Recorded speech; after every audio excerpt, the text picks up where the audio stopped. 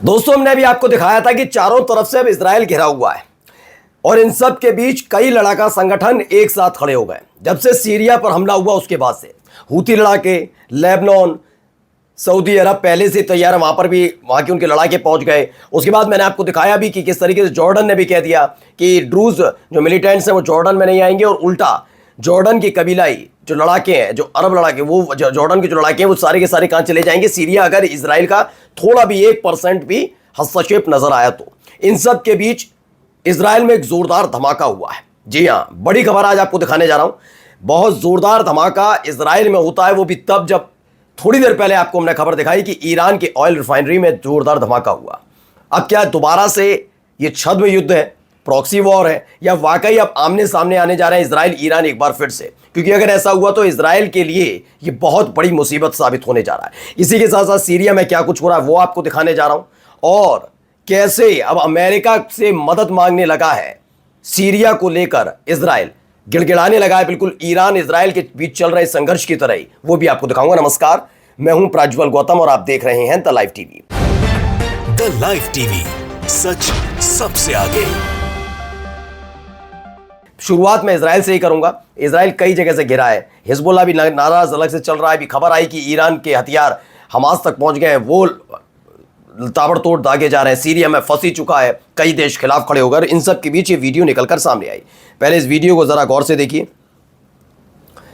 इसमें अफरा तफरी का आलम आपको नजर आएगा, काफ़ी कुछ चीज़ें नजर आएंगी। आग बड़ा ज़बरदस्त तरीके से वहाँ पर लगी हुई है, इसे लेकर अलग अलग दावे हैं। अभी आपको बताता हूँ, पहले ये देखिए, ये आग लगी। आग लगने के बाद अफरा तफरी का आलम वहाँ पर है,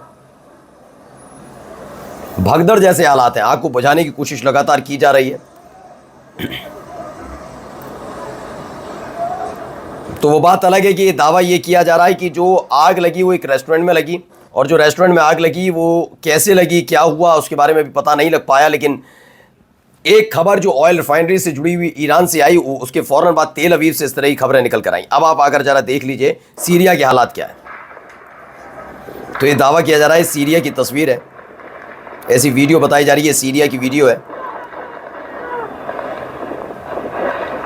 ये दावा नेडल अमीरी ने किया है। उनका कहना है ये सीरिया है जहाँ पर लगातार ताबड़तोड़ हमले हो रहे हैं। उन्होंने कहा अल हिजरी के जो लड़ाके हैं वो लगातार किस तरह से हालात वहाँ पर बनाए हुए हैं, जबकि सीज फायर की बात की जा रही है इजराइल की तरफ से, सीरिया की तरफ से, लेकिन लगातार इस तरह से हमले हो रहे हैं। उसको लेकर दावा।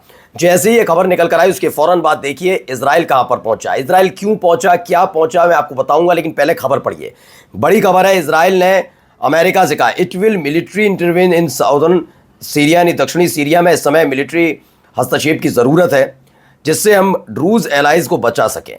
The reason is erupting. ये कहते हैं कि ड्रूज मिलिटेंट, ड्रूज को बचाना है। ये तो मिलिटेंट कहेंगे नहीं, ड्रूज को बचाना है। क्यों बचाना है आपको ड्रूज को?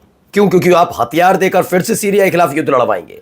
सवाल ये उठता है कि पहले किसने किया? चलिए वो भी अब छोड़ दीजिए। इजराइल के हथियार ड्रूज तक कैसे पहुंचे, पहला ही जवाब दे इजराइल। फिर से अपने डैडी डैडी करने लगे। यही काम इन्होंने क्या था, ईरान पर हमला किया था। उसके दूसरे दिन जैसे ही ईरान ने इजराइल पर अटैक शुरू किया, दूसरे दिन से डैडी डैडी अमेरिका अमेरिका।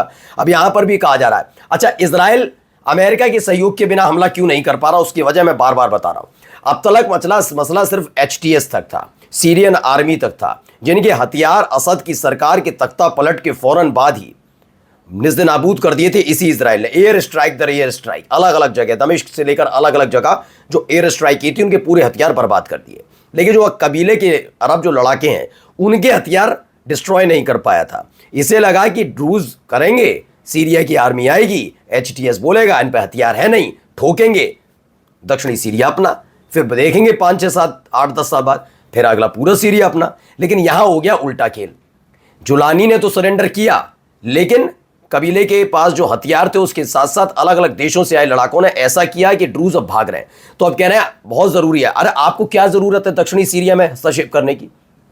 ये जानते हैं कि अगर अपनी बिना किसी सहमति के, अमेरिका की सहमति के, इस बार इजराइल ने इन अरब लड़ाकों पर हमला कर दिया तो ये सीधे इजराइल में घुसते हुए आ जाएंगे, फिर इन्हें नहीं रोक पाएंगे।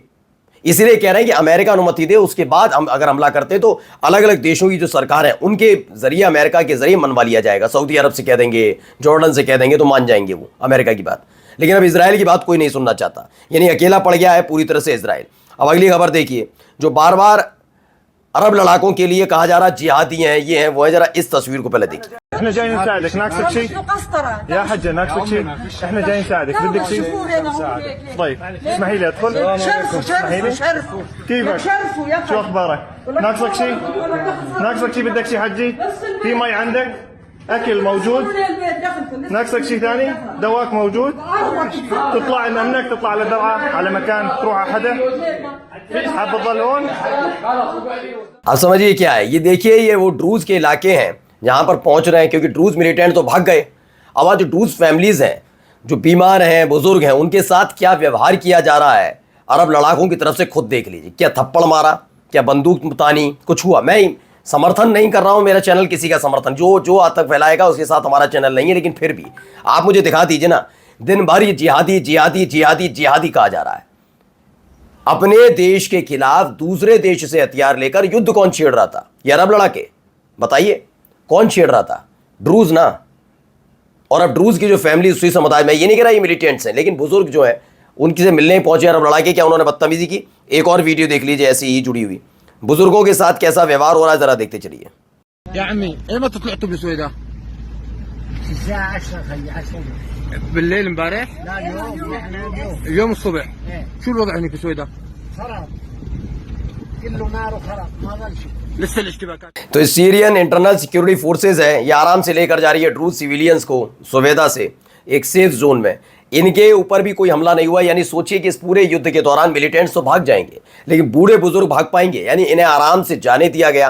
ये एक तस्वीर निकलकर सामने आई, काफ़ी तस्वीरें हैं। अब आइए इस आदमी को ज़रा सुनिए। ابدا لا لا ازلمت الزين بهم على راسنا ويقبل بعض الشرع على راسنا بس الانجري مالك الا هذه والله هذا خشبه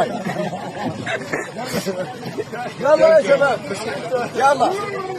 तो ये बताया जा रहा है कि ये जो व्यक्ति है ये ऐलान कर रहा है सीरिया में ड्रूज और क्रिश्चियन पर हमले का। अब चूंकि लैंग्वेज की प्रॉब्लम है तो जो दावा कर रहे हैं हो सकता है, दावा ये भी है कि अलकायदा से एफिलेटेड एक टेररिस्ट है जो नीदरलैंड में रहता है, परमानेंट एड्रेस इसका है, यानी नीदरलैंड तक इसकी भड़क पहुंच रही है। अगर ऐसा दावा मान लिया जाए तो अब सोचिए कितने देश एक साथ सीरिया के पक्ष में ड्रूज और इजराइल के खिलाफ खड़े, अंदाजा लगाइए। अब आइए एक और वीडियो देखिए, भारी तादाद में लोग पहुंच रहे हैं, कैसे गाड़ियों से जाया जा रहा है, ये एक तस्वीर निकल कर सामने आ रही है।